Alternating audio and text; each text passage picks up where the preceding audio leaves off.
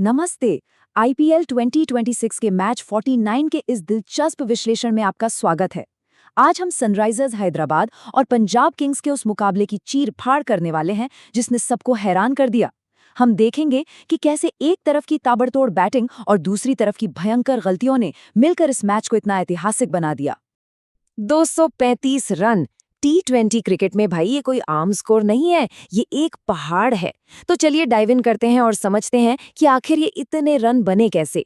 सच कहूं तो ये बेरहम बल्लेबाजी और बहुत ही खराब फील्डिंग का एक ऐसा परफेक्ट मिक्सचर था जिसने पंजाब के लिए एक ऐसा तूफान खड़ा कर दिया जिससे बचना उनके लिए नामुमकिन सा हो गया। अब जरा इस बात पर गौर कीजिए, साबुन लगे हाथ और थके हुए साथी। ये कोई मजाक नहीं है, बल्कि पंजाब किंग्स की उस दिन की हालत को बिल्कुल सटीक तरीके से बयां करता है। खिलाड़ियों के हाथों से कैच कुछ ऐसे फिसल रहे थे मानो गेंद पर सच में साबुन लगा हो। और यकीन मानिए, यही कैच ड्रॉप्स आगे चलकर उनके लिए एक भयानक सपना साबित हुए। तो कहानी शुरू होती है एक बेहद ही विस्फोटक शुरुआत से। चलिए देखते हैं कि हैदराबाद ने शुरुआत में ही कैसे अपना शिकंजा कस लिया। शुरुआती ओवर्स तो मतलब पूरी तरह से तबाही वाले थे। आप यहाँ टाइमलाइन देखिए। मैच की दूसरी ही गेंद और अभिषेक शर्मा का पहला छक्का। फिर तीसरे ओवर में ट्रैविस हेड के बल्ले से वो ट्रेसा बुलेट वाली हिट। उनकी आक्रामकता का लेवल ऐसा था कि सिर्फ 3.2 ओवर्स में ही, जी हां, इन दोनों ने 50 रन की पार्टनरशिप पूरी कर ली। सच कहूं तो पंजाब के पेसर्स के पास इस शुरुआत का कोई जवाब ही नहीं था। अर्शदीप सिंह और मार्को जॉनसन जैसे धाकड़ गेंदबाजों को भी एकदम बेरहमी से सीधे स्टैंड्स में डिपॉजिट किया जा रहा था। पावर प्ले में ही ये साफ हो गया था कि हैदराबाद मैच की ड्राइविंग सीट पर बैठ चुका है।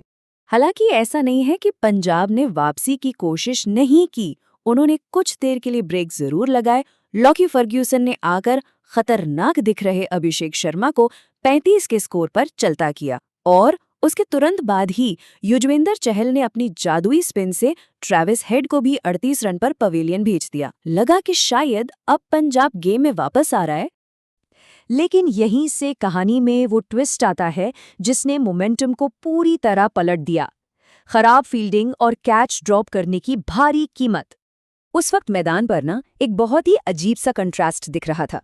एक तरफ युजवेंद्र चहल अपनी शानदार गेंदबाजी से बल्लेबाजों को लगातार चकमा दे रहे थे, कैच के बढ़िया मौके बना रहे थे, और दूसरी तरफ उनकी पूरी फील्डिंग यूनिट बाउंड्री लाइन पर उन सुनहरे मौकों को एक एक करके गंवाती जा रही थी।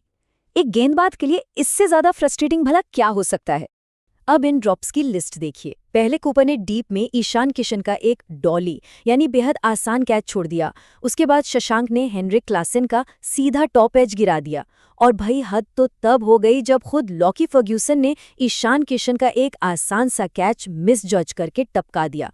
मतलब आप टी20 क्रिकेट में इतने खतरनाक बल्लेबाजों को ऐसे जीवनदान देंगे तो वो आपको छोड़ने वाले थोड़ी हैं। उस वक्त की कमेंट्री ने तो हालात को बिल्कुल परफेक्टली कैप्चर किया था। जब लॉकी फर्गुसन ने डीप बैकवर्ड स्क्वायर लेग पर वो कैच छोड़ा तो कमेंटेटर्स तक ने कह दिया कि रिकी पॉन्टिंग ऑन एयर हैं और वो पक्का गुस्से से उबल रहे होंगे। और जाहिर सी बात है, रिकी जैसे लेजेंड के लिए मैदान पर ऐसी बचकानी गलतियां देखना किसी भी हाल में बर्दाश्त के बाहर होगा। और फिर इन छूटे हुए मौकों का जो अंजाम हुआ वो हम सबने देखा। मिडिल ऑर्डर की वो तबाही जिसने पंजाब को कहीं का नहीं छोड़ा। अब ईशान किशन को जो ये नया जीवनदान मिला था उसने संजीवनी का काम किया। उन्होंने इसका पूरा फायदा उठाया और विजय कुमार वैशाख के ओवर में तो एकदम कहर ही बरपा दिया। सीधे दर्शकों के बीच लगातार 3 विशाल छक्के, मतलब सिक्सर्स की हैट्रिक लगा दी। इस एक हमले ने पंजाब का जो भी थोड़ा बहुत कॉन्फिडेंस बचा था उसे पूरी तरह से चकनाचूर कर दिया। जरा इन आंकड़ों पर नजर डालिए। ये एकदम साफ बताते हैं कि कैसे बल्लेबाजों ने उन फील्डिंग की गलतियों का बेरहमी से फायदा उठाया।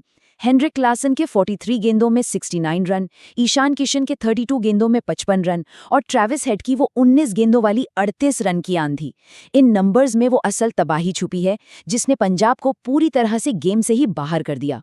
रनों के इस बंटवारे को देखकर एक बात तो साफ है कि टॉप और मिडिल ऑर्डर का ये अटैक कितना बैलेंस्ड और कितना डिस्ट्रक्टिव था। ऐसा नहीं था कि किसी एक ने ही सारे रन बनाए हों। हर एक प्रमुख बल्लेबाज ने अपना रोल प्ले किया और पूरी लाइनअप ने मिलकर स्कोरबोर्ड पर वो वजन डाल दिया जिसके नीचे कोई भी टीम दबकर रह जाए।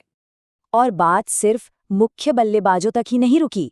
हाँ, अर्शदीप सिंह ने पारी का आखिरी ओवर वाकई बहुत शानदार डाला, लेकिन उससे ठीक पहले नीतीश रेड्डी ने जो लेट हिटिंग की, जो अंत में आकर छक्के जड़े, उसने ये तय कर दिया कि टोटल 235 के इस विशाल पहाड़ तक पहुंच ही जाएं। इतना बड़ा स्कोरबोर्ड प्रेशर अच्छों को मेंटली तोड़ देता है। तो चलिए अब इस पूरी तबाही के फाइनल इम्पैक्ट पर बात करते हैं। कैसे सनराइजर्स हैदराबाद ने सीधे टॉप पर अपनी जगह पक्की की। इस जबरदस्त मोमेंटम को आगे ले जाते हुए खास तौर पर क्लासन और किशन की पारियों ने सनराइजर्स हैदराबाद को आईपीएल स्टैंडिंग्स के बिल्कुल शिखर पर पहुंचा दिया। उनकी ये जीत एक मास्टर क्लास है कि कैसे आप अपनी आक्रामक बैटिंग और विरोधी टीम की कमजोरियों का पूरा फायदा उठा सकते हैं। नंबर 1, बस ये एक नंबर सब कुछ कह देता है। ये इस बात का पक्का सबूत है कि जब आपकी शानदार बॉल स्ट्राइकिंग को सामने वाली टीम की स्लोपी फील्डिंग का साथ मिल जाए तो वो एक गारंटीड विनिंग फॉर्मूला बन जाता है। हैदराबाद का ये नया ताज उनकी उसी रणनीति का सीधा इनाम है। लेकिन जाते जाते हम सबको एक बड़े सवाल के साथ छोड़ना चाहूंगा।